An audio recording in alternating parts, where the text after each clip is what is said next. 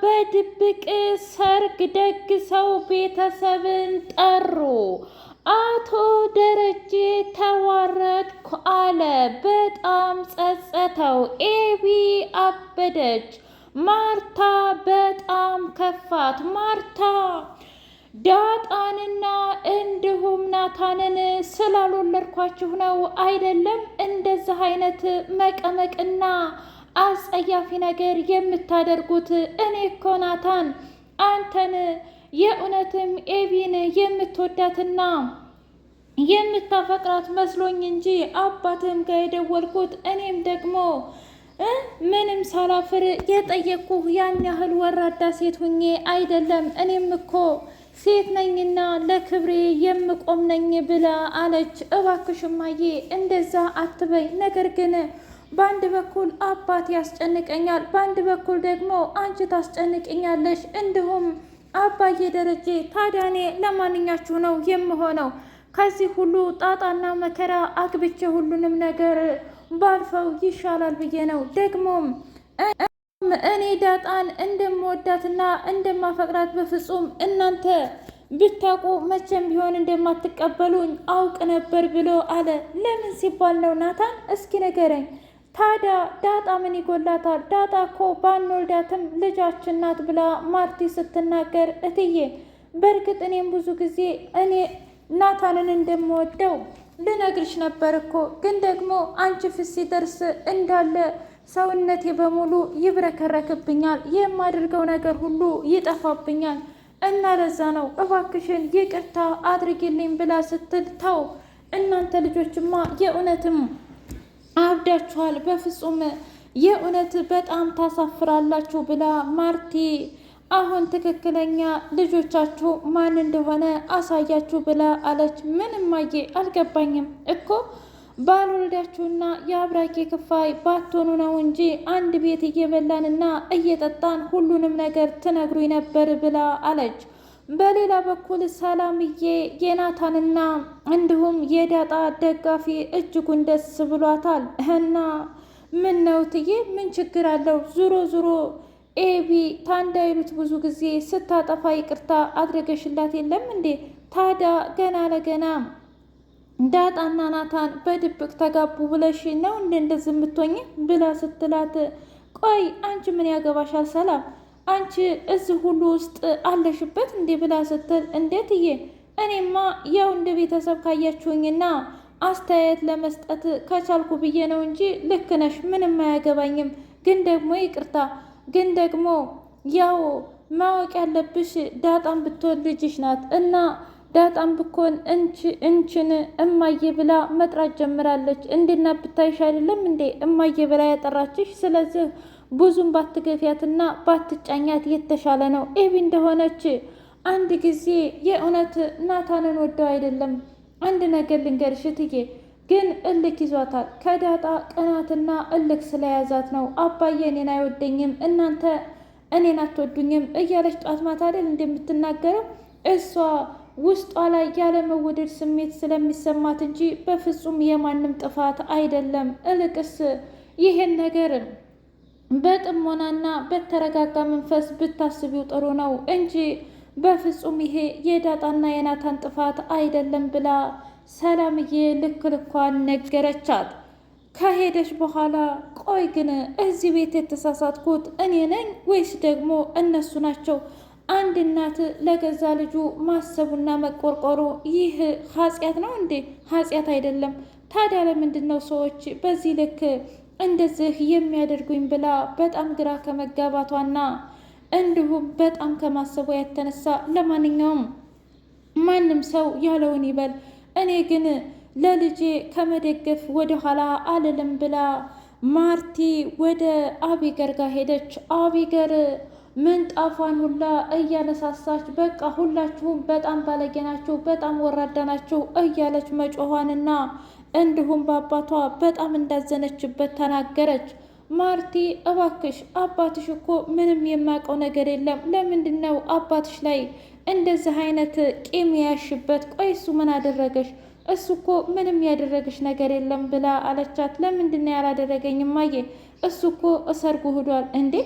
ታዲያ ናታንና ዳጣ ናቸው እንጂ የጠሩት እሱ የእውነት ሰርግ ይመስልሻል? ሱፍ ለብሰህና ሰርፕራይዝ አለህ ብለው ሱፍ ዘንጦ ከሞገስ ጋር ሄደ። ያ ማለቴ ከዳጣ ጓደኛ ጋር በቃ እዛ ሲደርሱ ነው ሰርግ ነው ብለው ያዩት እንጂ በፍጹም።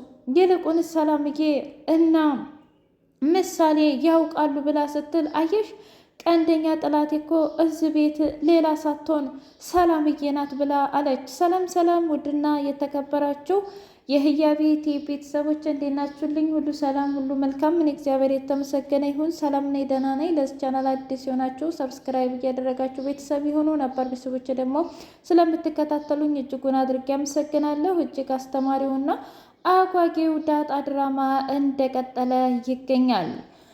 አቶ ደረጀ የዳጣን ነገር ለሰላምዬ ሊያበስራት ሲል እስኪ ተንፍሽ እባክሽን ተንፍሽ፣ አንቺ እኮ ዘጠጠኛሽ ገብቷል። በዛ ላይ አሁን ለምትወልጃት ልጅ ታስፈልጊያለሽ። እልቅንስ አንዱን አገኛለሁ ብለሽ ሁለቱንም እንዳታጭ ብሎ አላት። ጋሼ እባክህ ንገረኝ፣ ለስንት ዓመት እንደጠበቅኩ አንተ መቼ ይገባሃልና? እንዴ ምን ማለት ፈልገሽ ነው? እኔ አባት አይደለሁም ወይስ ደግሞ ለልጆቼ ትክክለኛ አባት አይደለሁም ብሎ ሲላት፣ ለሁለቱ ልጆችህማ አዎ፣ ግን ደግሞ ለሌሎቹ ሁለት ልጆች ምንም አላደረግ። ምን አልገባኝም። ምን ማለት ፈልገሽ ነው? እኔ ሁለት ልጅ ነው ያለኝ እንዴ ብሎ ሲላት፣ አይ አረ ወዲህ ነው ዙሮ ያው ዳጣንና ናታንም ማለት ፈልጌ ነው። አልገባኝም። እነሱ ታዲያ ከየት መጥተው ነው ልጆቼን ያደረግሻቸው ብሎ ሲላት፣ እኔማ ከየት አመጣዋለሁ ግን ደግሞ ያው አለ አይደል ናታንና ዳጣ እንደሚዋደዱ እያወቅ አንተ ግን ናታንን አፋጠህ ትዋደዳላችሁ ወይ ብለህ የጠየከው አንተ አይደለህም እንዴ? እንዴ ታዲያ ይሄ ምን ችግር አለው? እኔ እኮ የናታንን ስሜት ለማወቅ እንጂ ለሌላ ነገር አይደለም። በዛ ላይ ናታንና ኤቪ ደግሞ እንዋደዳለን ሽማግሌ ይላክ ብላ ከማርቲ ጋር ሲያጨናንቁኝ እንጂ ከክፋት አንጻር አይደለም ብሎ አላት። እሱማ ይገባኛል፣ ግን ደግሞ አሁን ንገረኝ ብላ ስትለው ልጅሽ ዓይንሽ ስር ናት። ብቻ ጋሼ እኔ የጠረጠርኩት እንዳይሆን እሱ ከሆነ የእውነት መቼም ቢሆን ይቅርታ አላደርግልህም ብላ አለችው። ምን እያልሽ ነው እንደዚህ ስትይ? በቃ ያልኩሽ አልገባሽም እንዴ? ንገሪኝ። አሁን ቃል እንድትገቢልኝ እፈልጋለሁኝ በልጅሽ ማይ ብሎ አላት። አታስብ፣ እኔ ምስጢር እጠብቃለሁ፣ ግን ደግሞ እስከ መቼ የሚለውን በፍጹም አላውቅም ብላ ስትለው፣ እስከ መቼ የሚለውን እኔ ራሴ ነግርሻለሁ። እኔ ራሴ እስከምነግርሽ ድረስ ምንም አይነት ነገር እንድትናገሪም ሆነ እንድትተነፍሺ አልፈልግም። ሁለታችሁንም በአንድ አይን ነው የማያችሁ። አንቺንም ሆንሽ ማርቲንም ማጣት አልፈልግም። ታውቂያለሽ፣ ከአንቺም እኮ ልጅ አለኝ። ስለዚህ እባክሽን ምንም እንዳታረጊ ብላ አለች ሲላት፣ እሺ ጋሼ ምንም ነገር አላደርግም እና ልጅሽ እውነት ለመናገር በጣም ትወድሻለይ፣ እንዲሁም ላንቺ ያላት አስተሳሰብ በጣም ይለያል። ታውቂያለሽ እናቴ እያለች ጣት ማታ ልክ እንዳንቺ እሷም ትጨቀጭቀኛለች። ምናልባት አሁን ጊዜው የኔ ይሆናል። እንግዲህ ምጡ ሁሉ ሊዘረገፍና ሊወጣ ነው ብሎ አላት። እውነት ለመናገር በጣም ይከብዳል። ቆይ እንዴት እንደዚህ ይሆናል ብላ ስትለው፣ በቃ ይሄ ነው ማወቅ ያለብሽን ነገር በሙሉ አቀሻል። ከዚህ በላይ ምንም ልልሽ አልፈልግም ብሎ ሲላት በጣም ተከዘች፣ በጣም አዘነች። ይገርማል። እስከ ዛሬ አይኔ ስር አድርገህ ደበካት አይደለም? እኔ ምንም ነገር እንዳልናገር አደረክብኝ። በጣም ታሳዝናለህ። እንዴ ቆይ ምንድን ነው የምትይው? ገና ለገና አንቺንና ልጅሽን ለማሳወቅ ብዬ ታዲያ የእኔ ቤት መፍረስ አለበት? እኔስ የእናትነት ምንም አይገድብህም ማለት ነው?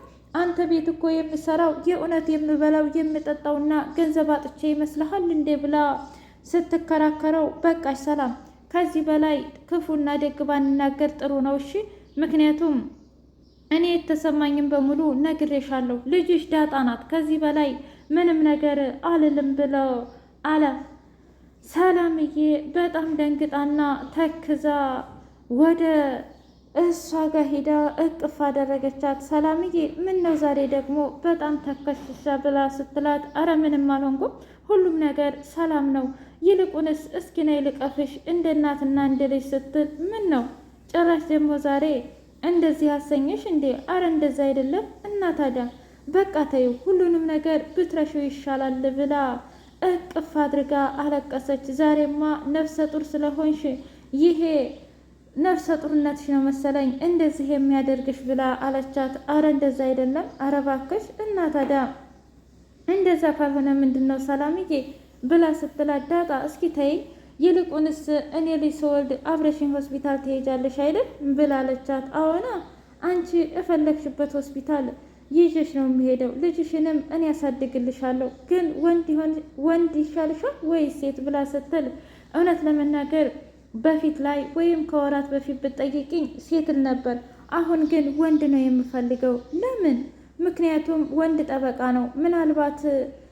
ምናልባት ወደፊት ሰልጅ ብወልድ ወይም ቢኖረኝ ደግሞ ለሱ ትልቅ አርያ ይሆናል እና ለዛ ብዬ ነው ብላ አለች። ቆይ ለምንድን ነው ግን ይህንን ማለቴ ለምንድን ነው ያው አዘገጃጅተን የማናውቀው? ምኑን? ይሄ ሁሉም ሚዲያ ላይ የሚወጣውን ነገር ነው ወንድና ሴት ማወቅ የሚባለውን። ወይ ዳጣዬ፣ እኔ እኮ እዚህ ቤት ነው የምሰራው፣ ምን ችግር አለው? እትዬም ትፈቅድልሻለች፣ ጋሽም ያን ያህል ምንም ችግር የለበትም። አያያይ እኔ እንደዛ ማድረግ አልፈልግም። እሺ ፈጣሪ የሰጠኝን እቀበላለሁ፣ ግን ደግሞ አንቺ ያልሽኝ ምን ይሁን ካልሽ ደግሞ የእውነትም እንደዛ ነው የሚሆነው ብላ አለች። ውድ የህያ ቤት ቤተሰቦች የእውነት ከዳጣ ድራማ ምን ተማራችሁ? አቶ ደረጀ የአንድ ቀን ስህተቱ የዘላለም ጸጸቱ መሆኑ እጅጉን ይከብዳል እና እንደ ቀላልና ምንም ነገር አይደርስብንም ብለን የምናጠፋው ጥፋቶች የምንሳሳታቸው ስህተቶች መልካም ህይወታችንን እና የተቃና ህይወታችንን እንደሚያበላሽ ተምረንበታል። በሌላ በኩል ናታንና የዳጣ ፍቅር እጅጉን ይለቃል። ኤቢ አሁንም እዳጣ ላይ እየቀናችባትና እንዲሁም ምንም ላይኗ እንደጠላቻት የታወቀ ነው።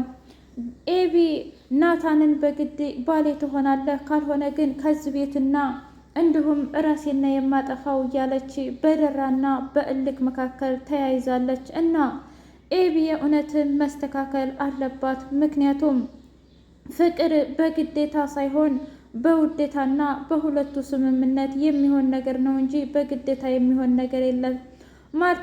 ማርታ ሁልጊዜ የምትሰማው አንድና አንድ ነገር ቢኖር የኤቢን ወሬ ብቻ ነው። ባሏን ሳይቀር በፍጹም ዳሬ አንተ አታውቅም፣ ኤቢ ግን ታውቃለች እያለች ኤቢን በጣም እየካበቻትና ምንም ስህተት እንደሌለባት ልጇን እየደገፈች ነው። ምንም እናት ብትሆንም እንኳ እናቶችም የልጆቻቸውን ደካማ ጎን ማወቅ ግዴታ ያስፈልጋል። ላይክ ሼር